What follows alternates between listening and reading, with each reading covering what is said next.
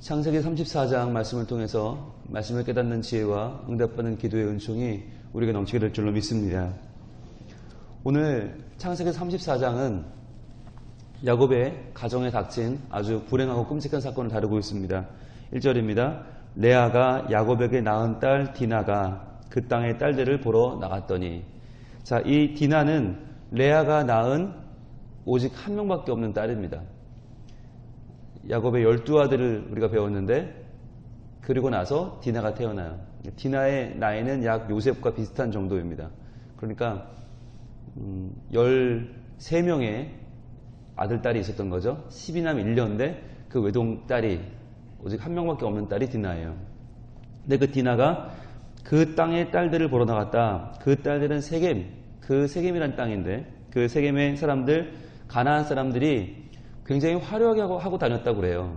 그러니까 이 바단 아람이나 하란 쪽에 있는 사람들은 별로 그렇게 화려하게 몸을 치장하지 않았는데, 가나안 사람들은 아무래도 그 땅의 신이 바알이잖아요. 바알 신 자체가 굉장히 좀 많은 눈에 보이는 화려함을 추구하는 종교죠. 그래서 바알이 이 땅에 비를 내리는 신이잖아요. 그래서 비를 내려서 사람들을 풍요롭게 하는 풍요의 신이다 보니까 아무래도 좀 눈에 볼 때 화려한 복장과 그런 문화가 많았던 것 같습니다. 그 딸을 보러 나갔더니 휴이 족속 중 하몰의 아들 그 땅의 추장 세겜이 그를 보고 끌어들여 강간하여 욕되게 하였다 그랬어요.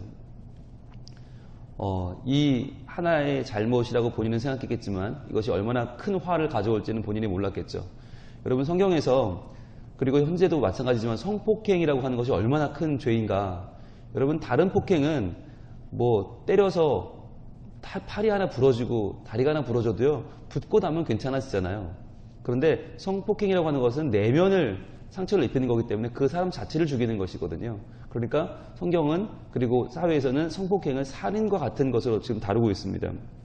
오늘 이 추장 세겜, 그 지역의 추장이 얼마나 지금 큰 일을 벌였는지는 곧 나옵니다. 3절, 그 마음이 깊이 야곱의 딸 디나에게 연연하며 그 소년을 사랑하여 그의 마음을 말로 위로하고. 자, 그는 그녀를 범한 다음에 사랑해서 그랬다라고 말하는 거죠. 내가 너를 사랑하니까 우리 같이 살자. 말로 위로했어요. 그리고 4절, 그의 아버지 하몰에게 청하여 이르되 이 소녀를 내 아내로 얻게 하여 주소서 하였더라. 자, 제발 이 여인을 내가 사랑하니까 아내로 맡게 해주세요. 여러분, 이 말을 바꿔 생각하면 그 당시 가나안 땅에는요, 순결한 여자가 없었어요. 바알이라고 하는 종교 자체가 아주 음란하고 아주 폐역한 종교입니다. 그러니까 남녀가 바알 신전에서 성행위를 하는 것이 종교 행사였어요. 그러니까 성행위를 해서 바알을 자극하는 거예요. 바알의 마음을 자극해서 바알이 뭔가 계속, 바알도 성행위를 하면서 계속 아들, 딸을 낳게, 그래서 그 아들, 딸을 낳는 행위가 비로 내리게 하는, 정말 아주 인간적이고 아주 끔찍한 종교인데, 그러다 보니까 그 당시에 모든 여인들이, 가나안 여인은 정결한 여인이 없어요. 그런데 처음 만난 거죠. 이렇게 정결한 여인을 처음 만나다 보니까 세겜이라고 하는 이 젊은 추장이 완전히 마음을 빼앗긴 것이에요. 자, 그런데 7절입니다. 야곱의 아들들은 들에서 이를 듣고 돌아와 그들 모두가 근심하고 심히 노하였으니 이는 세겜의 아들 세겜이 야곱의 딸을 강간하여 이스라엘에게 부끄러운 일, 곧 행하지 못한 일을 행하게 하였습니다. 자, 하몰이 그에게 이르되 내 아들 세겜이 마음으로 너희 딸을 연연하여 하니 원하건대 그를 세겜에게 주어 아내로 삼게 하라. 자, 지금 분노하고 있는 아들들에게, 야곱의 12아들에게 하몰이 찾아와서 얘기를 하는 거예요. 자, 뭐라고 말을 하죠? 내 아들 세겜이 너희 딸을 좋아하는데 둘이 결혼하게 하자는 거예요. 근데 여기 보면 미안하다는 말도 없고요, 죽을 죄를 졌다는 말도 없고요. 여러분, 이렇게 됐으면 보통 어떻게 돼요? 아버지가 아들의 죄를 인지했으면 어떻게 됩니까? 아들을 정말 반 죽여놓든지, 그래서 질질 끌고 와서 이놈이 죄를 지었으니까 이놈도 벌을 주고 저도 벌을 주십시오, 이렇게 나오듯이 지금 시원치 않을 판국에 뻔뻔하게, 야, 뭐 까짓 거 애들끼리 그런 건데 뭐 어떠냐, 결혼시키자, 이렇게 나온 거예요. 그러면서 하는 말이 9절과 10절이 이제 그들에게는 굉장히 혹할 수 있는 나름대로의 제안입니다. 너희가 우리와 통혼하여 너희 딸을 우리에게 주며 우리 딸을 너희가 데려가고 너희가 우리와 함께 거주하되 땅이 너희 앞에 있으니 여기 머물러 매매하여 여기서 기업을 얻으라 하고. 자, 여기서 기업을 얻으라 밑줄 한번 가보실래요? 여기서 기업을 얻으라. 이들이 지금 하몰이 제시하는 해결책이 뭐냐면 서로 좋은 게 좋은 거니까 서로 물물 교환하자는 거예요. 너희 딸 우리한테 주고 우리 딸 너희가 가져가고 그렇게 서로 주고받고 하면서 여기서 너희 기업을 얻어라. 그러니까 여기서 이번 기회에 어차피 잘 되지 않았냐? 이번 일로 그냥 무마하면서 서로가 조금 더 잘 먹고 잘 사는 쪽을 택하자. 경제적인 유익을 택하자는 거예요. 여러분 이게 이 시대의 방법이기도 해요. 끔찍한 죄를 저질러 놓고도 거기에 대한 미안한 마음도 없고 사과할 마음도 없고 사람에 대한 중요성은 하나도 없는 거죠. 지금 디나의 마음이 어떨까는 생각을 안 하는 거예요. 그냥 이것을 가문 대 가문으로 해결하는 거죠. 여러분 지금 이런 문제가 오늘날 우리에게 어떻게 이럴 수 있어? 라고 하지만 실제로 이럴 수 있는 게 우리의 사고방식이에요. 오늘날 드라마를 보세요. 드라마. 자기 아들이 마음에 안 드는 여자랑 사귀어요. 도저히 그 여자애는 집과 우리 집은 급이 맞지 않아. 우리 아들이 너무 아까워. 그럴 때 시어머니가 어떻게 하죠? 시어머니가 전화를 들죠. 그리고는 나 누구 엄마인데 좀 만나자. 그럼 어디서 만나요? 보통은 호텔에서 만나죠. 호텔 커피숍에서 만납니다. 만나서 어떻게 해요? 이야기를 먼저 하죠. 얘기 한참 해요. 넌 우리랑 안 맞아. 그만둬. 라고 얘기하다가 여자애가 아니에요 어머니 우린 서로 사랑해요. 그럼 어떻게 해요? 꼭 앞에는 물이 한 잔 있죠. 그 물을 쫙 끼얹죠. 그 물을 끼얹은 다음에 어떻게 해요? 주머니 속에 손을 넣어서 뭘 꺼내요? 봉투. 우리 서건 선생님 정확하게 알고 계시는데 자 봉투를 꺼내요. 꺼내서 딱 놓으면서 뭐라고 말해요? 이것 먹고 떨어져 줘. 아마 부족하진 않을 거야. 서운하지 않게 넣었어. 그러면서 벌떡 일어나서 집에 가죠. 그러면 그 여인은 그 봉투를 어떻게 해요? 받고 부르르 떨죠. 떨면서 못 받죠. 자, 대부분의 경우는 받지 않죠. 그런데 여인의 엄마가 나와서 경우에는 받죠. 자, 이게 보통 우리가 생각할 수 있는 시나리오잖아요.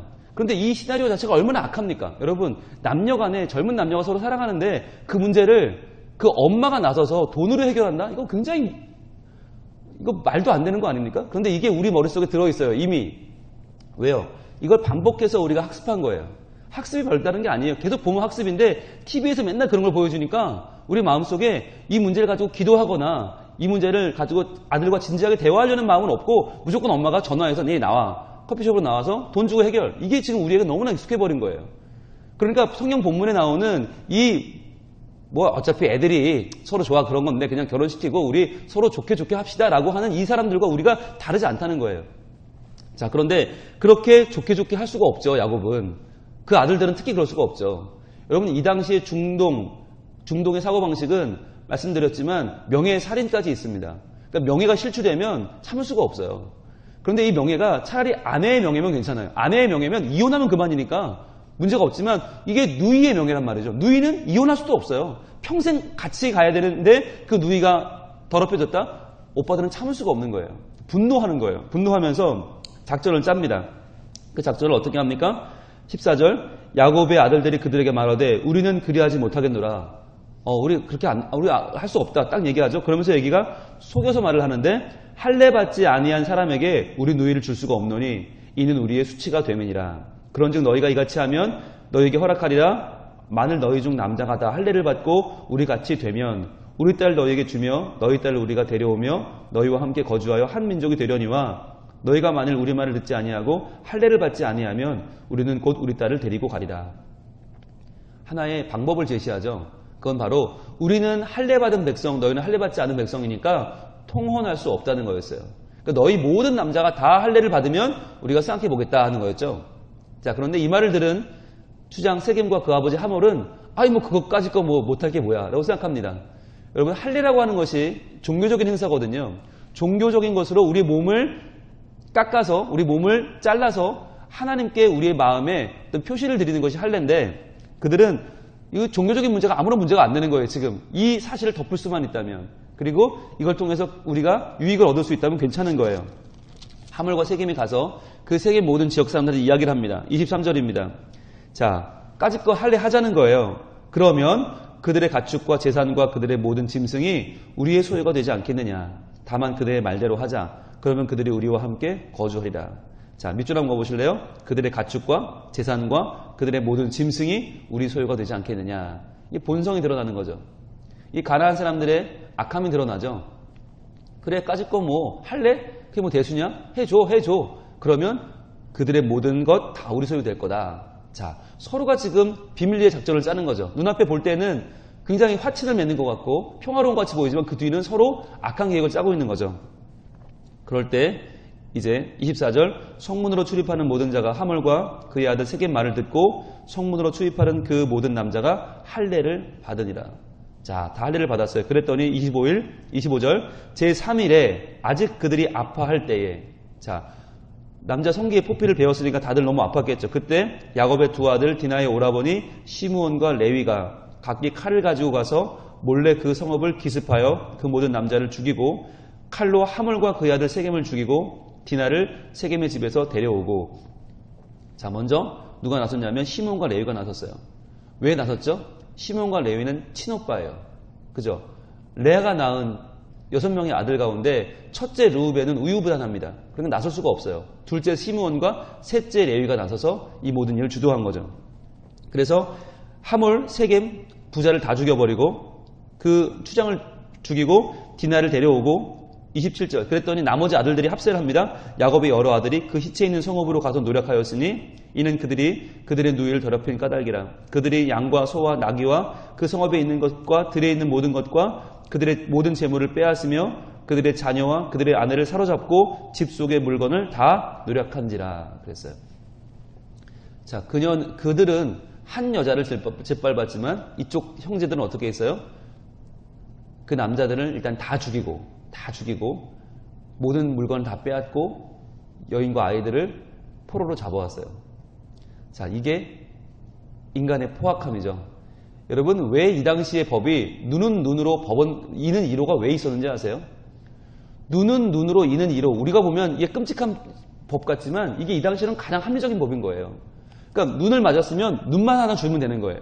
이가 부러졌으면 이만 하나 부러뜨리면 되는 거예요. 그러면은 해결이다? 이건 굉장히 이 당시 합리적인 법이었어요. 왜냐하면 지금 야곱의 아들들처럼 한 여자가 짓밟은 당해요. 그러면 한 마을을 몰살시켜버리는 이게 이 당시의 습성이었어요. 왜일까요? 인간의 분노가 해결되지 않는 거예요. 인간의 분노는 이게 씻어지질 않는 거예요. 그 당사자를 죽였어요. 우리로 보면 해결된 거라고 볼 수도 있어요. 우리 딸을 건드린 놈을 죽였다. 그런데 그 놈과 그 아버지를 죽이고 그 지역의 모든 남자를 다 죽였어요. 그런데도 분이 풀리지 않는 거예요. 그래서 모든 물건을 다 노략질해요. 그래도 분이 풀리지 않아요. 그러니까 여인과 그 아이들을 다 끌고 와요. 그래도 분이 풀리지 않는 거예요. 이게 인간이에요. 여러분, 오늘 본문이 우리에게 보여주는 것이 무엇인가? 이 성탄절 아침에 왜 이런 끔찍한 이야기를 봐야 되는가? 왜겠습니까? 이게 인간이라는 거예요. 왜 예수님이 이 땅에 오셔야만 했는가? 이게 인간의 모습이고 인간의 현실이고 인간의 해결 방법이라고 하는 거예요. 인간은요, 죄 앞에서 어떤 해결밖에 없느냐? 인간은 분노밖에 없어요. 분노와 복수와 그리고 폭력밖에 없는 거예요. 오죽했으면 아버지가 보기에도 너무 심한 거예요. 아버지 야곱이 봐도 시몬과 레위가 한 짓이 너무 심해요. 어떻게 저렇게 할례 받으라고 한 다음에 할례로 괴로워하는 남자들을 가서 다 도륙하느냐? 30절을 봅니다. 야곱이 시몬과 레위에게 이르되, 자, 두 명은 따로 불렀죠. 너희가 내게 화를 끼쳐 나로 하여금 이 땅의 주민 곧 가나안 족속과 브리스 족속에 악취를 내게 하였도다. 나는 수가 적은즉 그들이 모여 나를 치고 나를 죽이리니 그러면 나와 내 집이 멸망하리라. 자, 야곱이 지금 그 두 아들을 책망하는 거예요. 너희가 어떻게 이럴 수가 있느냐? 이렇게 문제를 극으로 달려버리면 어떻게 해결이 되겠냐? 오히려 같이 망하는 게 되지 않겠냐? 여러분, 시므온과 레위는요, 물론 여동생이 더럽힘 당한 것에 대한 분노가 있었지만 그 분노를 참지 못했어요. 그래서 결국은 훨씬 더 큰 죄를 저지르고 말았죠. 살인과 폭력과 노략질을 하고 말았죠. 여러분, 우리가 이렇다는 거예요. 예수님이 오시기 전에 우리 모습이 이랬다는 거예요. 우리 인간의 본성이 이렇다는 거예요. 여러분, 그러면 분노를 어떻게 해야 됩니까? 분노하는 게 잘못입니까? 그렇진 않죠. 할 말은 해야 되죠. 화를 내야 되죠. 그런데 어떻게 해야 됩니까? 신약으로 한번 가보겠습니다. 에베소서 4장. 오랜만에 신약으로 갑니다. 에베소 4장으로 갑니다. 에베소 4장 26절, 27절. 성경은 그러면 우리의 분을 어떻게 하라고 말씀하시는가? 에베소 4장 26절, 27절. 신약 성경 314쪽에 있습니다. 같이 한번 읽어보겠습니다. 시작. 분을 내어도 죄를 짓지 말며 해가 지도록 분을 품지 말고 마귀에게 틈을 주지 말라. 자, 분을 내어도 분을 낼 수 있어요. 사람이 화가 나죠. 화를 내야 건강한 거예요. 그런데 분을 내어도 죄를 짓지는 말아라. 그러니까 그 분 때문에 사람을 죽인다든지 뭐 노략질을 한다든지 불을 지르든지 이러면 안 된다는 거예요. 여러분, 그러면 그게 더 큰 화를 낳고 더 큰 죄를 낳는 거죠. 정당한 화라 할지라도 정당한 분노라 할지라도 그것 때문에 죄를 지으면 그 사람이 죄인이 되는 거예요. 그러니까 아이들이 우리한테 어른들한테 하는 말이 그거 아니에요. 아빠, 쟤는 맞을 짓을 했어요. 그럼 부모는 말하죠. 맞을 짓을 했어도 때리면 안 돼. 왜? 때리면 그때부터 네가 죄인이 되는 거야. 맞을 죄는 아무도 보지 않아. 때린 놈이 잘못이야. 네가 잘못한 거야. 근데 이게 우리 똑같다는 거예요. 화를 낼 만한 분노가 있더라도 그 죄를 지으면 안 돼요. 게다가 해가 지도록 분을 품지 말고. 해가 지도록 분을 품으면 안 되는 이유는 뭡니까? 분을 품으면 반드시 분노는 자라요. 분을 품으면 해가 졌는데 분을 품고 자면 그 밤 내내 내 속에서 불이 자라요. 점점 커져서 그 다음날 되면 그 분노 때문에 사람을 죽이거나 사람을 해하거나 아니면 의력실을 할 수도 있는 거예요. 여러분, 그거 보잖아요. TV나 이런 드라마나 보면 사람을 죽일 것 같지 않은 사람이 너무나 착하고 선량한 사람이 사람을 죽이고요. 여러분, 교도소 같은데 선교 가보시면 거긴 사람들이 너무 착해요. 너무 순해요. 그럴 사람이 아닌데 살인, 강도, 방화를 저지르고 거기 와서 앉아있어요. 왜냐? 분을 해결하지 못하고 분을 품은 거예요. 분을 품으면 분은 자라요. 그러면 분을 품지 말고 뭘 품어야 될까요? 사랑을 품어야겠죠. 사랑을 품으면 사랑도 자라거든요. 뭐든지 품으면 자라요. 그런데 분을 품으면 분이 자라요. 자라서 어떻게 돼요? 마귀에게 틈을 주게 돼요. 마귀에게 틈을 주지 말라. 그래서 에베소서 4장 26절, 27절은 분노를 어떻게 다스려야 되는지를 보여주고 있는데 우리 인간은 이게 안 되잖아요. 이게 안 돼요. 그런데 하나님은 되시죠. 하나님은 이게 되니까 우리 인간적인 죄를 보고도 참으시면서 누굴 보내주셨어요? 예수님 보내주셨죠. 로마서 봅니다. 로마서 5장 8절로 봅니다. 신약 단계를 봅니다. 로마서 5장 8절 읽어봅니다. 시작. 우리가 아직 죄인 되었을 때에, 자, 우리가 죄를 지었어요. 우리의 죄를 하나님 보셨어요. 그런데 로마서 5장 8절은 이렇게 증거합니다. 그리스도께서 우리를 위하여 죽으심으로 하나님께서 우리에 대한 자기의 사랑을 확증하셨느니라. 우리는 죄인인데 그 죄인된 우리의 모습을 보고 하나님이 분노하신 게 아니라, 하나님이 부들부들 떨면서 어떻게 너희가 이럴 수 있어 하신 게 아니라, 우리가 죄인 되었을 때에 그리스도를 보내주시고 그 그리스도가 우리를 위하여 죽으심으로 하나님께서 우리에 대한 자기의 사랑을 확증하셨다는 거예요. 이게 하나님의 방법이었어요. 여러분, 오늘 본문으로 돌아와 볼까요? 창세기 34장의 특징이 뭡니까? 하나님이 등장하지 않는다는 거예요. 하나님이 없어요. 하나님을 찾지도 않아요. 여호와가 등장하지 않아요. 창세기 34장은 온전히 인간적인 모습이고 온전히 인간들의 현실이에요. 그런데 그 현실 가운데 뭐가 있어요? 강간과 살인과 속임수와 탐욕과 온갖 인간의 모든 죄가 다 종합 선물 세트로 담겨 있어요. 이 죄의 어둠이 인간의 모습이에요.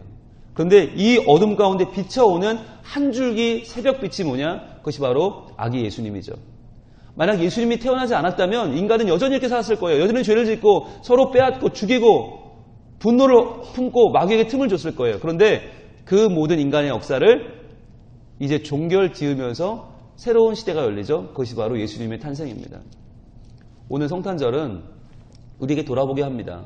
우리 성탄절에 예수님만 보여요. 그러니까 이 세상이 굉장히 아름다운 것 같고 아름답고 굉장히 찬란한 것처럼 보여요. 그러나 그렇지 않잖아요. 세상은 얼마나 더럽습니까? 얼마나 끝을 모르는 죄악의 구덩이입니까? 그러나 이러한 가운데 하나님의 해결책은 칼이 아니었다는 거예요. 칼과 창과 총과 고문이 아니라 하나님의 해결 방법은 아기 예수님을 보내시는 것이었다. 그 아기 예수님이 사랑으로 이 세상을 뒤집어 엎은 거죠. 모든 죽음을, 사망을 끝내고 하나님의 사랑으로 우리를 구원하신 것입니다. 그것을 기억하면서 오늘도 다시 한번 우리의 삶을 하나님께 맡겨드릴 수 있기를 원합니다. 다시 한번 우리도 아무리 화를 내고 아무리 분노할 만한 일이 있다 하더라도 아무리 정당하다 하더라도 그 분노까지도 하나님께 맡길 수 있기를 바랍니다. 그래서 우리가 분노함으로 죄를 짓지 않기를, 그 분을 품어서 점점 자라 그것이 마귀에게 틈을 주는 일이 되지 않기를, 그리하여 우리의 분노에도 불구하고 하나님의 사랑을 따라 걸어가는 우리가 될 수 있기를 우리 하나님 원하고 계십니다. 기도하겠습니다. 하나님, 오늘 본문 가운데 저희들은 끔찍한 우리 인간의 자화상을 봅니다.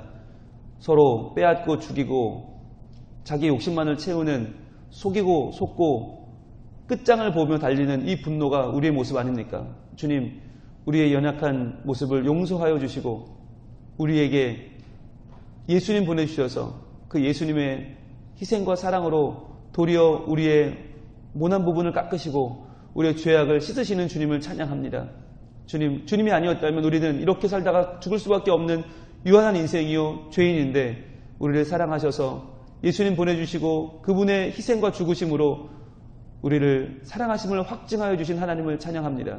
이 아침에 저희들 그 사랑 가운데 거하게 하시고 그 사랑을 누리게 하시고 그 사랑을 전하는 주의 백성들로 살게 하여 주시옵소서. 우리에게 아기 예수님 보내주신 성탄절을 허락하신 우리 하나님의 사랑을 찬양하며 다시 한번 그 예수님의 사랑 가운데 머물기를 원합니다. 그 사랑을 품기를 원합니다. 주님 허락하여 주시옵소서. 예수님 이름으로 기도합니다. 아멘.